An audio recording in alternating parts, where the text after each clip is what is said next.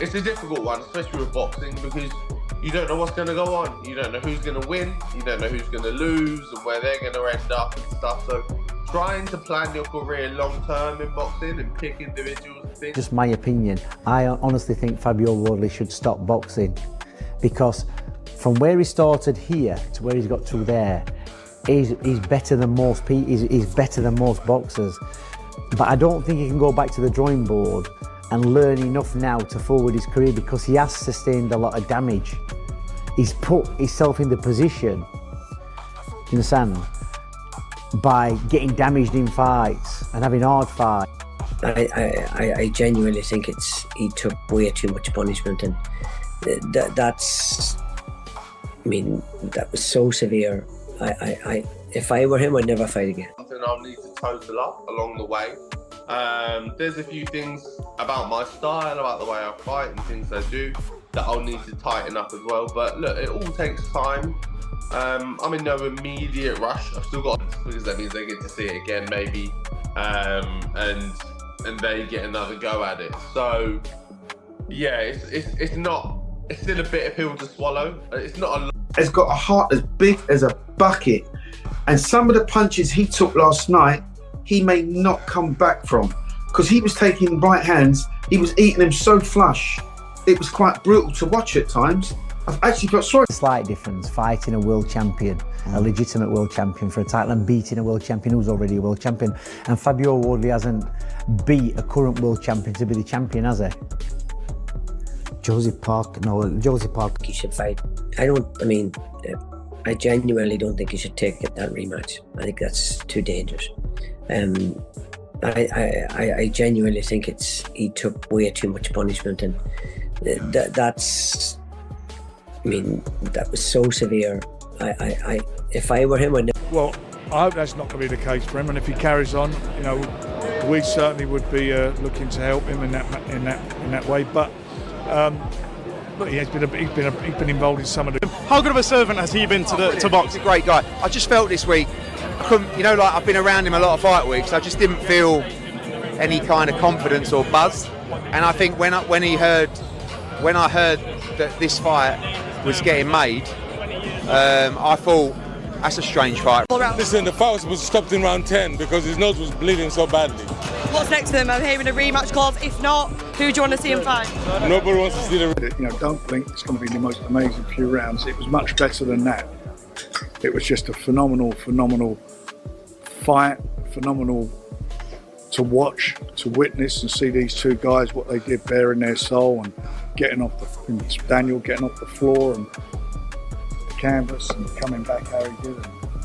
It swung both ways to fight, and it was just Fabio Wardley just announced his retirement after one of the most brutal beatings in heavyweight boxing history. Daniel Dubois didn't just win the fight, he broke Wardley's spirit completely. They could ever question this young man again. Yeah? All that quitting nonsense, nobody will ever question him again. Two-time heavyweight champion of the world under you. It sounds good, doesn't it? Listen to what happened in that ring. Wardley admits it took him several rounds just to figure out what was going wrong. By then, it was too late. The damage was already done. We were in there with a very dangerous fighter in the name of Fabio Wardley. He should be proud of himself. Duke McKenzie saw it all unfold. He's praising Wardley's heart, sure, but he's also warning that the punishment was so severe it raises real questions about his future. That's not good. Fight, I think the worst thing that happened was that knockdown in the first round. After that, Wardley was just looking for that right hand. No jabs, no defense, no left hook. Sorry, meat and chicken. You know what I mean? But it was a hell of a fight. He showed the heart of a champion, and I think there should be a rematch. Here's where it gets brutal. Dominic Angel is telling Wardley to walk away completely. Despite his toughness, despite his improvement, the accumulated damage has reached a breaking point.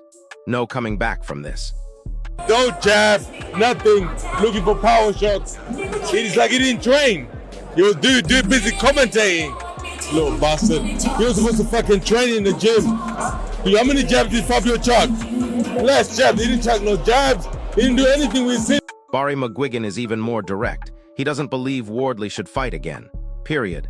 A rematch would be too dangerous after that level of punishment. When experts are saying this, that's serious. Daniel recovered well. He's learned. You can learn from his knockdowns before. He learned a lot. You know what I mean? So, yeah, he did well. But wait, Frank Warren thinks differently. He's hoping Wardley doesn't walk away despite the emotional aftermath. Says there's still a path forward with the right guidance. Someone's not seeing the same fight. But it's one of the best fights I've ever seen. One of the best fights. Fair play to Fabio Wardley. What a hard man he is. He didn't want to quit. His corner didn't pull him out. And Daniel Jabor kept his composure. He kept his composure, stuck to the plan. He started to get a bit tired himself. He realised that Wardley has still got something in the tank. He kept pulling it out of the bag. He looked dead on his feet. But what a fight. Eddie Hearn noticed something was off before the fight even started. Lack of confidence, low energy around the camp. He's questioning why they took the fight in the first place. Red flags everywhere. For Old Demons when he got dropped, I think he started to think Old Demons when he started to think his things weren't working. But you know what was giving Daniel confidence? He kept landing a jab. Every time Wardley threw a right hand, Dubois would stick a jab and it would touch his target. That there was giving Dubois hope that, okay, then I can stand in front of my target and I can land with a jab. And he knew he was softening up Wardley with a jab as the... Johnny Nelson breaks down what really happened. Wardley started well, solid jab work, decent movement. But he had no plan B when things went wrong. Everything unraveled from the middle rounds. I've seen a heavyweight fight that captivating, that entertaining, round after round, backwards and forwards. The heart on these guys, the balls, the bravery. That's what you want to pay. That's what you want to... We hope every time we tune in for a heavyweight championship, you're getting that type of energy. They both gave everything they had. I could watch that 10 times. Here's the kicker. Frank Warren called it a phenomenal spectacle. Drama, momentum swings, resilience from both fighters. But entertainment value doesn't heal brain damage. That's the reality nobody wants to discuss.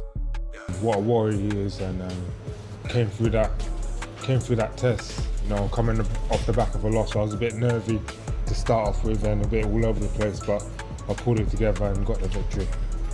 Don Charles is defending Wardley hard.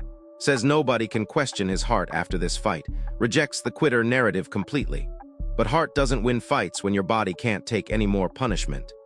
This fight was very hard for two guys, you know, but I think for the crowd, but also a nice fight.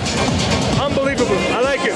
Was you surprised about the heart that Daniel showed you down? Yes, 100% I was surprised. But, you know, Daniel gave a good performance. You know, he was in the first and then the 4 rounds, I don't know. He was one down. Derek Katsura comes in with the harshest take yet. Calls Wardley's performance technically lacking and one-dimensional. Says he relied too heavily on power without setting up shots properly. Brutal but honest. It wasn't the most skilled heavyweight fight I've ever seen, but it was just what the fans wanted to see. The fans wanted that, you know what I mean? That was blood and guts, but God and name the ball. So here's what really happened. Wardley got broken down systematically by Dubois jab work. Every time he threw a right hand, Dubois landed clean jabs, slowly destroyed his confidence and rhythm round by round.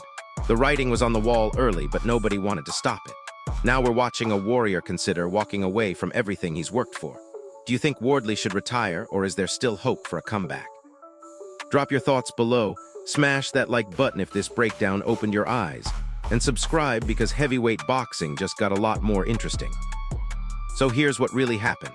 Wardley got broken down systematically by Dubois jab work. Every time he threw a right hand, Dubois landed clean jabs, slowly destroyed his confidence and rhythm round by round. The writing was on the wall early, but nobody wanted to stop it. Now we're watching a warrior consider walking away from everything he's worked for. Do you think Wardley should retire, or is there still hope for a comeback? Drop your thoughts below, smash that like button if this breakdown opened your eyes, and subscribe because heavyweight boxing just got a lot more interesting. But hold up, there's something nobody's talking about. The real tragedy here isn't just what happened to Wardley. It's what this fight revealed about the entire heavyweight division. Dubois just proved he's ready for the absolute elite level, and everyone's too busy focusing on Wardley's retirement to notice. Think about this for a second. Dubois has now systematically dismantled every opponent put in front of him since that controversial loss to Usyk. The power was always there, But now he's showing ring IQ, patience, and most importantly, killer instinct when he smells blood in the water. The scary part? Dubois looked comfortable the entire fight. Never rushed, never panicked, just methodically broke down a tough, experienced opponent. That's not luck, that's championship-level boxing. And if you missed it because of all the retirement talk, you're sleeping on the next heavyweight king. Here's where it gets really interesting. Anthony Joshua's team has been awfully quiet since this fight ended. Tyson Fury's camp too, because they all just watched Dubois prove he belongs in conversations with their names. The landscape just shifted dramatically, and most people don't even realize it yet.